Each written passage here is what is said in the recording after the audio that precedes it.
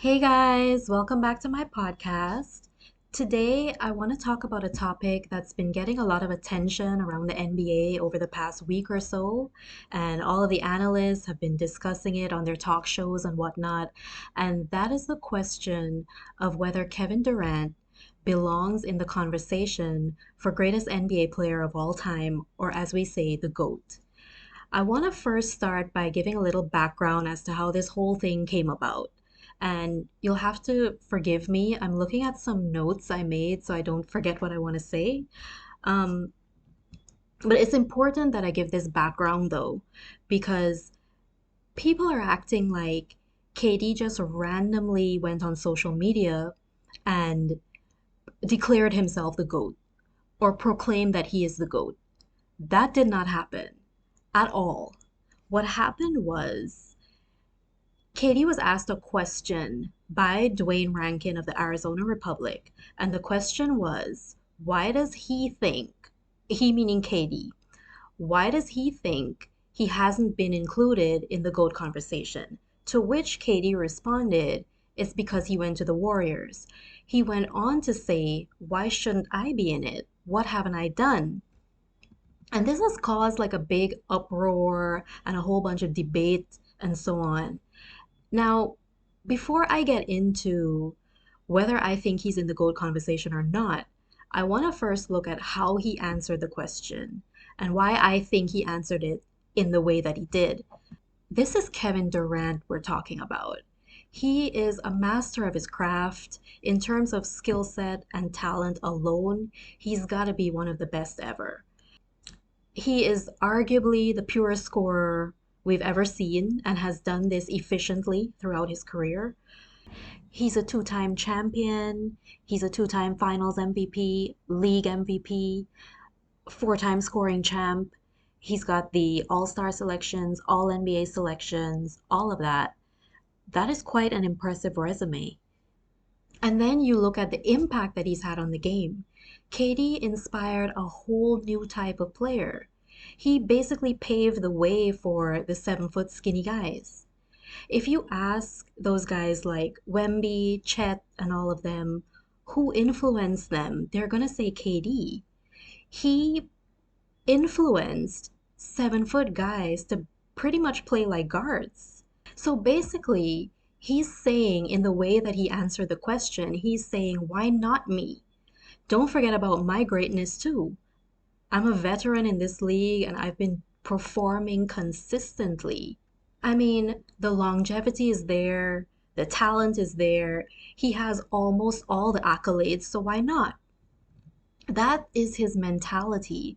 And I think Katie knows and we all know that statistically he is not the GOAT.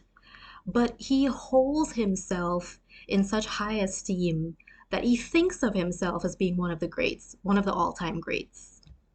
And that's a healthy way of thinking. Now, if you were Katie, how would you answer that question? Would you downgrade yourself and say, well, no, I don't belong in that conversation at all? Or are you going to hold yourself to the highest standard and remind everyone of your greatness and your accomplishments? And that's why I think he answered the question the way he did. It's not arrogance or anything like that. At the end of the day, I think Katie just wants to be acknowledged and accepted and recognized for the stellar career that he's had and continues to have. So now, do I think that Katie is the GOAT or is he even in the conversation? No, I do not. And this is coming from the biggest Katie fan in the universe. I love him to death, but I want to be fair and objective in my assessments. And before I go on, let me just say that I personally am not a fan of GOAT debates in general because I find that it takes away from the overall appreciation that we should be having for all of these guys, for every player.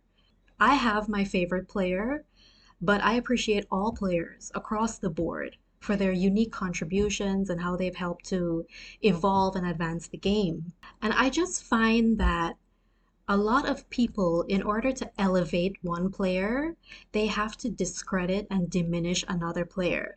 which I don't agree with at all because it's doing an injustice and a disservice to the player that you're discrediting. And I get that sports is about competition and rivalry and marketing because you have to have a face of the league, right? But I just prefer to look at the total picture, which is we get to witness these world-class talents competing against each other every night. That is not something to be taken for granted, but that's just me. So back to the question. And we have to establish some sort of criteria for being the GOAT. In my opinion, it's simply a matter of your resume. It's a combination of individual accomplishments and accolades as well as team success. So you have to throw in the awards like MVPs, All Star selections, All NBA selections, and of course, rings will count as well. Finals MVPs will count as well. Now, Katie's resume, as impressive as it is, it falls well short of LeBron and MJ because he only has one MVP, he has zero all defensive team selections, and he only has two rings. So if you're judging based on that criteria, he is not the GOAT, nor is he in the GOAT conversation. He's already 35. Um, Probably won't win another league MVP. I mean, time is against him, right? Time is winding down. And the thing is, KD is always playing at an MVP level, but it's just that throughout the course of his career, injuries have derailed some of his MVP campaigns, and then going to the Warriors and splitting or conceding some of his usual production to Steph, all those things kind of ruin his chances. So no, I don't think that KD will end his career as the GOAT. But having said that, there are things that he could do to close the gap. First and foremost, win a ring. The thing that most people are holding against him is the fact that he hasn't won before or after his Golden State years. And for me personally, like where you win doesn't really matter. It's how you perform that's important. And look, we know that if KD had resigned with OKC in the summer of 2016 and went on to get his revenge by beating Steph and the Warriors in the playoffs, it would have been one of the greatest sports stories ever. But was that realistic? In the sense of, did the Thunder do enough to build a championship roster around KD and Russ? I don't think so. They were very top heavy and they were heavily dependent on the greatness of KD and Russ. But yeah, apart from the rings, I would love to see him get one or two all defensive selections because make no mistake, KD is playing some stellar defense in Phoenix right now. He's the best defender on the Suns currently. And I think that those selections would solidify him as a two-way player. So then you can't just call him a scorer. You can't just think of him as only being a scorer. And that would help to bolster his resume as well. And then you could really and truly say that there's absolutely nothing he hasn't done or achieved. And it always kind of irritates me when people say that Katie's nothing but a scorer. And the people who say that obviously don't watch him play because that is absolutely not true.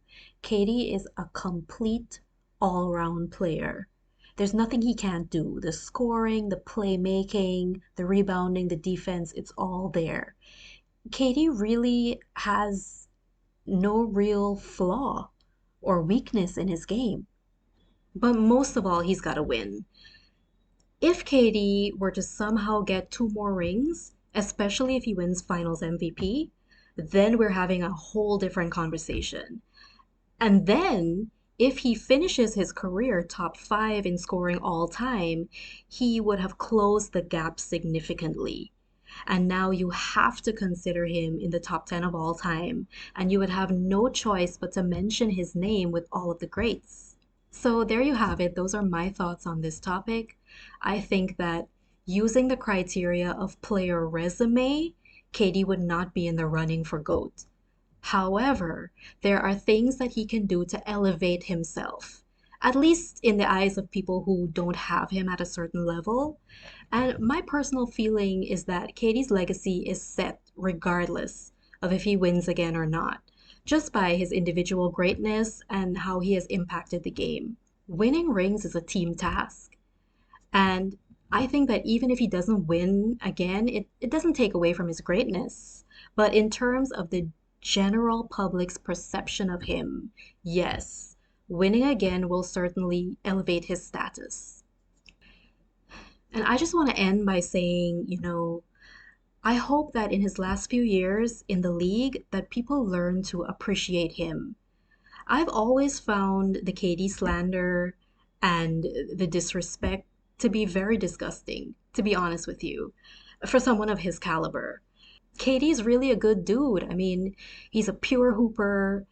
That guy lives and breathes basketball. He loves the game.